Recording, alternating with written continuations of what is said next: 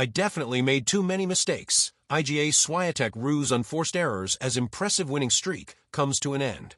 Iga Swiatek was on a 9-match winning streak before entering the Canadian Open, but she lost out in the last 16 to Danish star Clara Tauson 6-7, 1, 3-6, in a huge upset.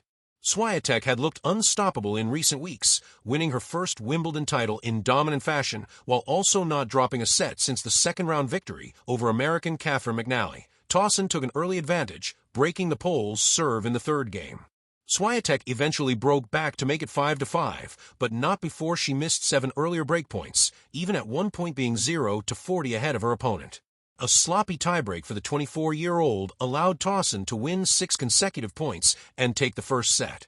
She went ahead in the second set through another early break of serve, but was again reined in by the world number 3, who took her first break point of the set. Tauson replied in style, breaking straight back and serving out to defeat the second seed and win against her 5th top 10 opponent.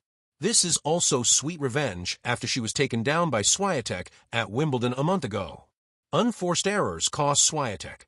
It was not a performance Swiatek would want to remember after she hit 46 unforced errors in her straight sets loss, 25 of those uncharacteristically coming on her exceptional forehand. Widely known as one of the best forehand strikers in women's tennis, this sloppiness comes as a shock.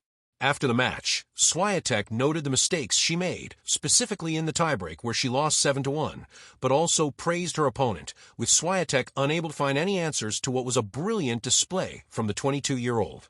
I made too many mistakes in the tiebreak, Swiatek said after the defeat. In the second set, I felt Clara had the wind in her sails and I didn't really know how to solve the problems. I definitely made too many mistakes on balls I could have played. After a successful grass court season, which saw a Grand Slam and a Tour final, this is the first game on hard court for Swiatek since Miami. The 6-time Grand Slam champion also recognized that it takes time for her to adapt from grass to hard court, as she said, "Of course, I didn't play perfectly here. I always feel like I have to adapt to hard courts. And these matches are also an opportunity to learn. I feel like I made the same mistakes I did at the end of my hard court season in March." She will be hoping to iron out these mistakes ahead of a busy period with another Masters 1000 tournament following in Cincinnati before the U.S. Open kicks off. Delight for Tauson after Wimbledon disappointment. Tauson is enjoying a very strong year, up to a career high of 19th in the world, while going on another deep run in a 1000 event. She will be hoping to go one better than Dubai, where she lost out to Mira Andreeva in the final. She has lost 3 consecutive matches against the young Russian after that disappointment, but did not have to wait long for revenge over the Pole after Wimbledon. She acknowledged that she was happy to bury her past demons against Swiatek, and she also spoke about the pressure to keep her game up after winning the first set due to the quality of her opponent. "I just felt like after I won the first set that I needed to continue, because I know she's never going to give up, and she's going to come out firing no matter what," Tauson said after her victory. "I think obviously getting a win against her after losing to her in Wimbledon and a couple of weeks ago is obviously nice because I was not feeling great in that match and I felt like I was playing some good tennis in Wimbledon. So I felt like if I could keep that going, I thought I had a shot." She has booked her place in the Canadian Open quarterfinals, where she will face off against the number 6 seed and Australian Open champion Madison Keys for a slot in the semis. In the hush of the Montreal evening, the crowd buzzed not with celebration, but with disbelief. The reigning Wimbledon champion, world number 2, and owner of one of the most dominant winning streaks of the season, Iga Swiatek, had just stumbled. Her racket rested gently on her bag, her shoulders slightly hunched. And while the cameras zoomed in, hoping to capture a hint of frustration or fury, what they got instead was a sigh, honest, human, and humbling. "I definitely made too many mistakes," she said plainly in the post-match interview, her tone not bitter, but introspective. Unforced errors, they were everywhere today. It wasn't just the stats. It was the rhythm. I was off. For Swiatek, the loss wasn't just a dent in her record. It was a crack in a carefully constructed mental fortress.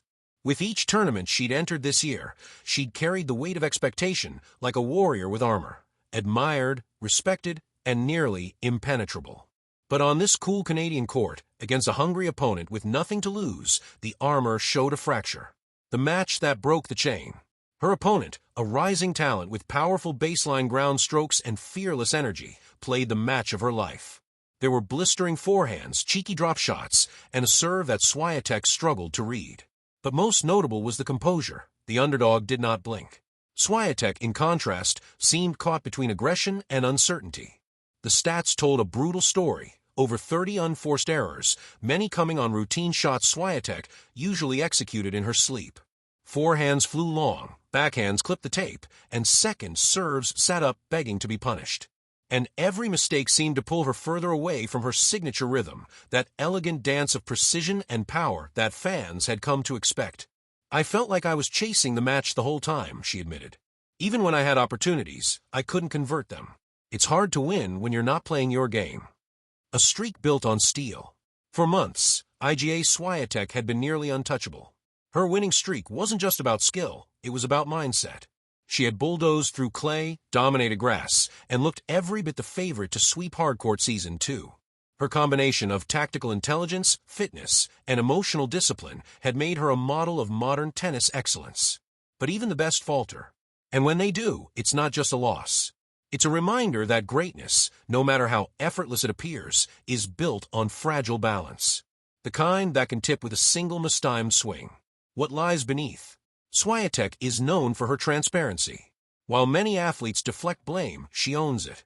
There's no sugarcoating, no false narratives. Her press conference wasn't about wind or line calls or sore muscles. I was nervous, she said. Maybe not obviously, but deep down, I think I let the pressure sneak in. When you're on a streak, you start to forget how to lose. And that's dangerous, because then losing feels like a failure instead of a lesson. It's a rare kind of maturity to dissect defeat in real time, not as an excuse, but as a tool for growth. In a sport where ego often eclipses honesty, Swiatek's self-awareness stands out as boldly as her footwork. The beauty of the fall. And perhaps this is where the true story begins. Not in the 15 consecutive wins. Not in the trophy-laden shelf back home in Poland, but here, in the quiet reckoning after defeat. Because every champion learns to win, but the great ones, they learn to lose.